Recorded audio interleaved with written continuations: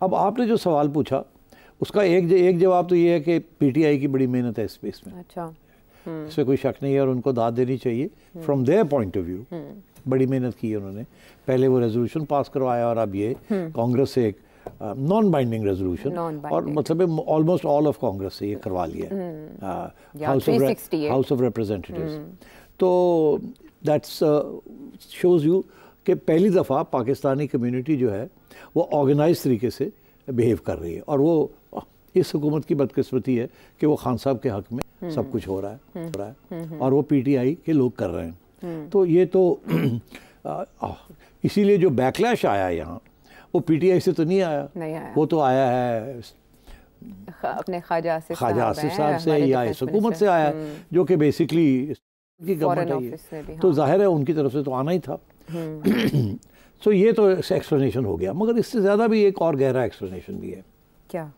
ये वही कांग्रेस है, ये वही कांग्रेस है जो कि आपको कह रही है कि इंसानी हकूक़ का तहफ़्फ़ुज़ होना चाहिए पाकिस्तान में। ये वही कांग्रेस है जो कह रही है कि इलेक्शंस फ्री एंड फेयर होने चाहिए। ये वही कांग्रेस है जो कह रही है कि आपके यहाँ जो मीडिया के ऊपर बड़ा प्रेशर है। ये वही कांग्रेस है जो डेमोक्रेसी और जमहूरियत की बात कर रही है, ऐसे ही है ना?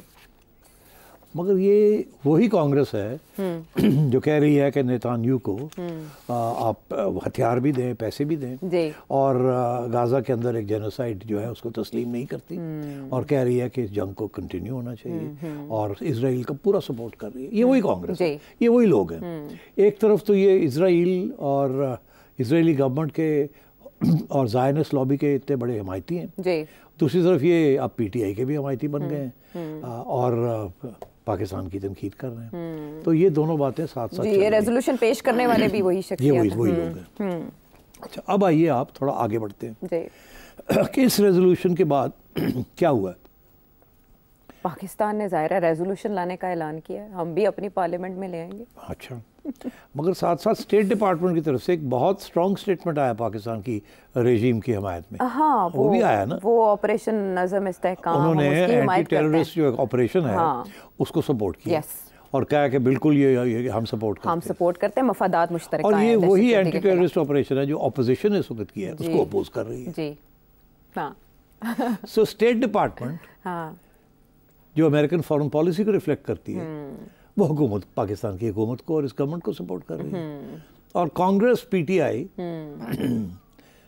सपोर्ट कर रहे हैं उसके बरक्स की पोजीशन है। ऐसे ही है ना? ऐसा ही है। तो फिर ये सोचना ये चाहिए कि किसके मफाद में क्या हो रहा है। तो मुझे तो ये है कि अमेरिकन कांग्रेस जो है उसने भी ये रेजोल्यूशन पूछे बगैर नहीं किया होगा। किससे? ये वाइट हाउस से बिल्कुल राब्ते में और स्टेट डिपार्टमेंट में राब्ते में, और उसके बेसिस के ऊपर ये फैसला हुआ होगा कि आप इस किस्म का रेजोल्यूशन पास कर दें, क्योंकि आपकी कंस्टिट्यूंसीज के ऊपर आपका भी प्रेशर है, हमें कोई इतराज़ नहीं, आप कर दें। अच्छा, और अच्छा है ना कि स्टेट डिपार्टमेंट एक तरफ से आपको एंटी टेररिस्ट ऑपरेशन को सपोर्ट कर रही है जी, दूसरी तरफ उन्हें ये भी मालूम है स्टेट डिपार्टमेंट को कि ये तो क्योंकि उनकी एक एंटी टेरर पॉलिसी है ऑल ओवर द वर्ल्ड, तो ये तो सपोर्ट करना पड़ेगा। मगर पीछे उनको इस चीज़ की तकलीफ़ हो रही है कि आपने इस वक्त क्यों ये ऑपरेशन लॉन्च किया। आपने इस वक्त ये ऑपरेशन लॉन्च किया है क्योंकि चाइना ने आपको कहा है कि हम पाकिस्तान के अंदर फॉरेन इन्वेस्टमेंट नहीं करेंगे, हम आपके साथ टेंशन में है, इस वक्त हमारे लोग मारे जा रहे हैं, और ये सारा सिपेक का जो प्रोजेक्ट है जो एक दफ़ा कभी आप कहते हैं आप चलाना चाहते हैं, कभी आप कहते हैं आप नहीं चलाना चाहते। इमरान खान आता है वो कहता है नहीं चलाएंगे, नवाज शरीफ आता है वो कहता है चलाना चाहते हैं। तो ये बताइए कि फिर किस तरीके से ये चलेगा। अगर हमारे लोग मारे जाएंगे और आप हमें प्रोटेक्शन नहीं देंगे और एंटी टेरर ऑपरेशन नहीं करेंगे तो फिर काम कैसे चलेगा।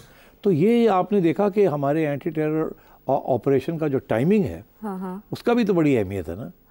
कि ये टाइमिंग है, अभी चाइना के साथ मुज़ाकरात हुए हैं बड़ी डिटेल के अंदर। अच्छा। उसके बाद उनके बहुत सीनियर मिनिस्टर यहाँ से होके गए हैं, वो आर्मी चीफ को भी मिले हैं, प्राइम मिनिस्टर को भी मिले हैं, और ये बातें चाइना की तरफ से लीक भी हो रही हैं कि वी आर वेरी कंसर्न्ड कि जिस तरीके से हमें टारगेट किया जा रहा है, यहाँ तक कि वो ये कह रहे हैं कि पूरी एक स्पेशल फोर्स बनाई जाए चाइनीज़ इंजीनियर्स को और चाइनीज़ पर्सनल को प्रोटेक्ट करने के लिए। बिल्कुल ऐसे ही है। सो मैं ये समझता हूँ कि ये this is part of a foreign policy initiative जिसका ताल्लुक चाइना के साथ है, more than it is with us. हालांकि अफसोस की बात है आयशा कि इसका ताल्लुक तो हमारे साथ होना चाहिए था। ज़रूरी है कि चाइना हमें ये कहे कि हमारे लोग मारे जा रहे हैं, क्या हमारे अपने लोग नहीं मारे जा रहे? 6-7 सिपाही या अफसर जो हैं वो शहीद हो रहे हैं हर रोज़, ये हर रोज़ की खबर है।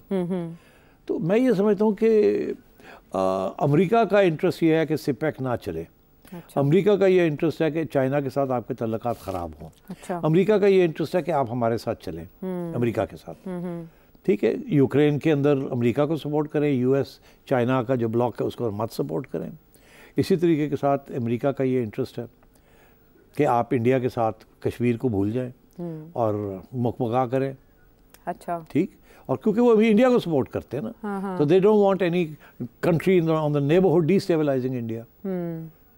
तो मैं समझता हूँ अमेरिका जो है उसके कोई दोस्त वो यार नहीं होते, अपने मफाद होते हैं। उसके अंदर वो CIA को भी इस्तेमाल करते हैं, कांग्रेस भी इस्तेमाल हो जाती है, मगर जो कोर इश्यूज है उनके, अच्छा, कोर इश्यूज यही है कि इस रीजन के अंदर they are anti China and pro India, और हमें उन्होंने कैलिब्रेट करके इस्तेमाल करना है वन वे और दी अदर। और दूसरी तरफ they don't care about Imran Khan, they don't care about इस मुल्क में डेमोक्रेसी आती है नहीं आती। उनको सिर्फ ये है कि हमारे मकसद पूरे होने चाहिए, और वो इसीलिए IMF का प्रोग्राम इतनी सख्ती के साथ इम्प्लीमेंट करने का हुक्म दिया है। अच्छा। पैसे कितने दे रहे हैं? कुछ भी नहीं। क्या है 4-5 बिलियन डॉलर्स? कुछ भी नहीं फॉर देम, इट्स नथिंग। आप इसराइल को इससे ज़्यादा पर डे देते हैं। तो आप हमारे ऊपर तो ये चीज़ चलती है, और वो इसीलिए फिर थोड़ा टाइट भी करते हैं, थोड़ी ढील भी देते हैं, कैलिब्रेट करके चलाते हैं आपको, हर वक्त प्रेशर पॉइंट्स ढूंढते हैं। That is how big powers play politics. हमारी बदकिस्मती ये है कि we don't have a consistent, well thought out, medium to long term foreign policy, कि हम कैसे अपने पाँव पे खड़े होंगे, कैसे हम ये जो big power politics है उसके अंदर नहीं हम we will not be dragged into it, and how we will remain an independent country. We have no foreign policy worth the name. That is why all these things are happening. But to answer one last question, मेरा नहीं ख्याल आयशा कि इसका कोई फ़र्क पड़ेगा। ख्वाजा आसिफ ने आपने ख्वाजा साहब की बात की, ख्वाजा साहब ने बड़ा स्ट्रॉन्ग स्टेटमेंट दिया। ऐसे ही है ना कि तुसी कौन होंदे हो? अपने इलेक्शंस देखे ना, अपने इलेक्शन छोड़ो, तुसी जो हरकतां करते रहंदे हो तो टॉपल करते हैं आप। डेमोक्रेटिक गवर्नमेंट साहब ने टॉपल किया और आप हमें कह रहे हैं कि इलेक्शंस देखें। हां, तो वो सही कह रहे हैं, मगर देखिए उनके बयान का भी वहाँ कोई असर नहीं पड़ेगा, और उनके रेजोल्यूशन का भी यहाँ कोई असर नहीं पड़ेगा। तो कभी अगर वहाँ रेजिम चेंज होती है तो ये रेजोल्यूशन तो पड़ी होगी, तो क्या इस्तेमाल नहीं हो सकती पाकिस्तान? रेजोल्यूशन नॉन बाइंडिंग है ना। हाँ। याद होती ना, वो कहते हैं कि जी ये बाइंडिंग है on government, non binding resolution होती है, ऐसी गल करती है। यहाँ भी तो होता है ना, हम भी रेजोल्यूशन पास करते हैं, बट उनका कोई अहमियत नहीं होती ना रेजोल्यूशन पास करता। अच्छा, रेजोल्यूशन पास करना is just indication of a viewpoint. Okay. It is not an order, it is not an instruction, it is not a law. So the American government has not been ordered by Congress to squeeze Pakistan. But narrative तो PTI का strong हुआ ना? Narrative PTI regarding elections. Yes, सारे narratives PTI के domestically भी और internationally भी मजबूत होते जा रहे हैं। मजबूत होते जो बात है उसको तस्लीम करना चाहिए ना यार, गलत बात तो नहीं करनी है। बिल्कुल सही बात, हक बात करनी चाहिए। तो अब इस पे रेजोल्यूशन, जवाबी रेजोल्यूशन लाने की जो बात की जा रही है, उससे ये जो डैमेज हुआ है, ये नैरेटिव उधर तकवीयत पकड़ी है, उसको किया जा सकता है कंट्रोल, रद्द हो सकती है? यू मीन हमारे पार्लियामेंट के अंदर? जी, हमारे पार्लियामेंट में कि अब मुदाखलत कर रहे हैं ना हमारे मामलात में। कुछ भी नहीं होगा, कर लें आप, एक रेजोल्यूशन पास कर दे, क्या होगा? जैसे मैं कह रहा हूँ, उनने रेजोल्यूशन पास किया, कोई फर्क नहीं पड़ा। इनका रेजोल्यूशन तो उसकी भी ज़्यादा कम अहमियत।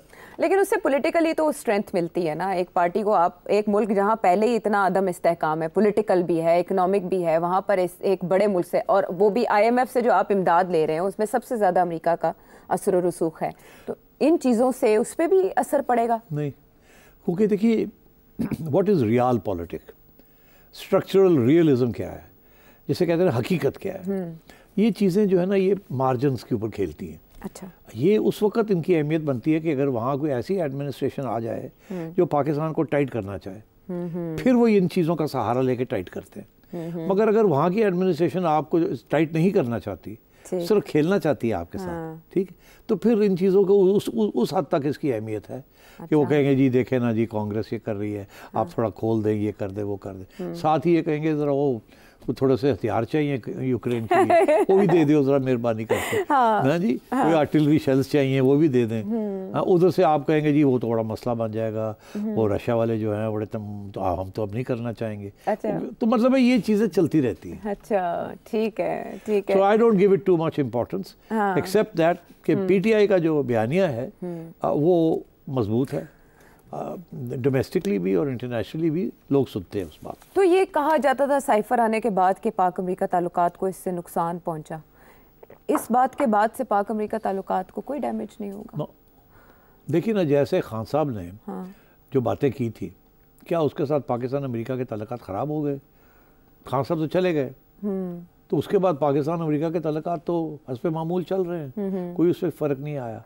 और यही पीटीआई है जो कि उस वक्त अमेरिका को गालियां दे रही थी और कह रही थी मदाखलत की। अब उनके पास भागे में और कह रहे हैं आप मदाखलत करें हमारे बिहाफ पे। ये बिल्कुल वही ड्रामा है कि एस्टैब्लिशमेंट जब हमारे साथ होती है तो बड़ी अच्छी है, जब हमारे खिलाफ होती है तो बड़ी बुरी है। और अमेरिका जब हमारे साथ है तो बहुत अच्छा है, जब हमारे खिलाफ है तो बहुत बुरा है। ये पीटीआई का यही बयान है।